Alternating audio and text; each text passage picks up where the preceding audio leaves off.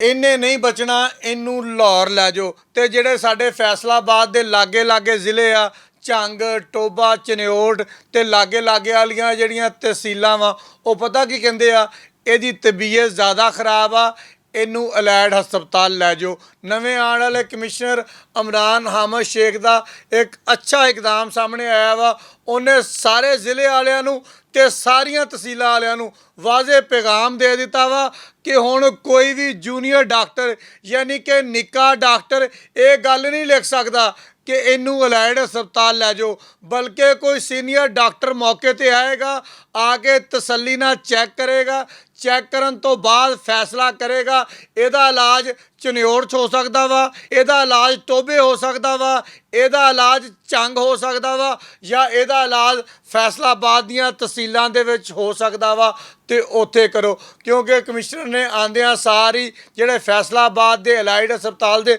ਡਾਟੇ ਜਦੋਂ ਕੱਢੇ ਨਾ, ਉਹਦੇ ਵਿੱਚ ਬਹੁਤ ਸਾਰੀਆਂ ਹੈਰਾਨਕੁਨ ਚੀਜ਼ਾਂ ਸਾਹਮਣੇ ਆਈਆਂ, ਜਿਹਨੂੰ ਦੇਖਦੇ ਹੋਇਆ ਕਮਿਸ਼ਨਰ ਫੈਸਲਾਬਾਦ ਇਮਰਾਨ ਹਾਮਦ ਸ਼ੇਖ ਨੇ ਇਹ ਫੈਸਲਾ ਕੀਤਾ ਕਿ ਕੋਈ ਵੀ ਸੀਨੀਅਰ ਡਾਕਟਰ ਦੀ ਇਜਾਜ਼ਤ ਤੋਂ ਬਗੈਰ ਮਰੀਜ਼ ਨੂੰ ਰੈਫਰ ਨਹੀਂ ਕਰ ਸਕੇਗਾ। ਇੱਕ ਐਸਾ ਮਰੀਜ਼ ਵੀ ਇਮਰਾਨ ਹਾਮਦ ਸ਼ੇਖ ਦੇ ਮੁਆਇਨੇ ਦੇ ਦੌਰਾਨ ਸਾਹਮਣੇ ਆਇਆ, ਜਿਹਦੇ ਸਿਰਫ ਸਿਰ ਦੇ ਵਿੱਚ ਦਰਦ ਸੀਗਾ, ਤੇ ਇੱਕ ਜ਼ਿਲ੍ਹੇ ਵਾਲੇ ਨੇ ਫਟਾਫਟ ਉਹਨੂੰ ਰੈਫਰ ਕਰਤਾ ਕਿ ਇਹਨੂੰ ਅਲਾਈਡ ਹਸਪਤਾਲ ਲੈ ਜਾਓ। ਇਮਰਾਨ ਹਾਮਦ ਸ਼ੇਖ ਦਾ ਪਤਾ ਹੀ ਕਹਿਣਾ ਸੀਗਾ, ਸਿਰਫ ਤੁਸੀਂ ਇੰਨੀ ਗੱਲ ਦੇਖਣੀ ਆ, ਅਗਰ ਇੱਕ ਵਾਲਦ ਨੂੰ ਜਾਂ ਵਾਲਦਾ ਨੂੰ ਪਤਾ ਲੱਗੇ ਉਹਦੇ ਬੱਚੇ ਨੂੰ ਅਲਾਈਡ ਹਸਪਤਾਲ ਰੈਫਰ ਕਰ ਦਿੱਤਾ ਗਿਆ ਵਾ, ਅੱਧੀ ਜਾਨ ਉਸ ਵਾਲਦੈਨ ਦੀ ਉਸੇ ਟਾਈਮ ਨਿਕਲ ਜਾਂਦੀ ਆ ਕਿ ਪਤਾ ਨਹੀਂ ਸਾਡੇ ਨਿਆਣੇ ਨੂੰ ਕਿੱਡਾ ਕੁ ਵੱਡਾ ਮਸਲਾ ਬਣ ਗਿਆ ਵਾ। ਫਿਰ ਉਹਨਾਂ ਨੇ ਮਰੀਜ਼ ਨੂੰ ਲੈ ਕੇ ਅਲਾਈਡ ਹਸਪਤਾਲ ਆਉਣਾ, ਉੱਥੇ ਆ ਕੇ ਉਹਨਾਂ ਦੇ ਰਹਿਣ ਦਾ ਮਸਲਾ, ਬਹਿਣ ਦਾ ਮਸਲਾ, ਖਾਣ ਦਾ ਮਸਲਾ, ਪੀਣ ਦਾ ਮਸਲਾ, ਇਹਨਾਂ ਸਾਰਿਆਂ ਮਸਲਿਆਂ ਨੂੰ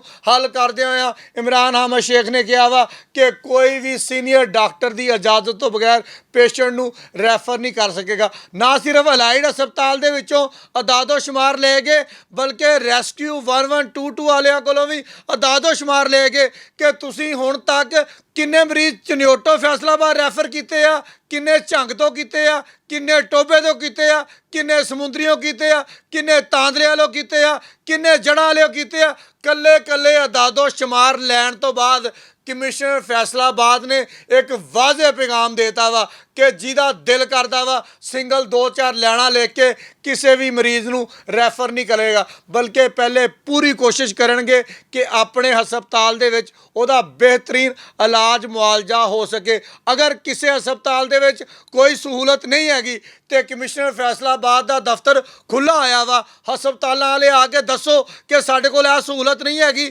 ਅਸੀਂ ਇਸ ਮਰੀਜ਼ ਦਾ ਇਲਾਜ ਨਹੀਂ ਕਰ ਸਕਦੇ। ਭਾਈ ਕਮਿਸ਼ਨਰ ਸਾਹਿਬ ਤੁਹਾਨੂੰ ਸਹੂਲਤਾਂ ਉੱਥੇ ਫਰਾਹਮ ਕਰਨਗੇ, ਸਾਰੇ ਮਰੀਜ਼ਾਂ ਦਾ ਇਲਾਜ ਹੁਣ ਆਪਣੇ ਆਪਣੇ ਜ਼ਿਲ੍ਹੇ ਦੇ ਵਿੱਚ, ਆਪਣੀ ਆਪਣੀ ਤਹਿਸੀਲ ਦੇ ਵਿੱਚ ਬਿਹਤਰੀਨ ਤਰੀਕੇ ਨਾਲ ਹੋਏਗਾ। ਬਹੁਤ ਸ਼ੁਕਰੀਆ।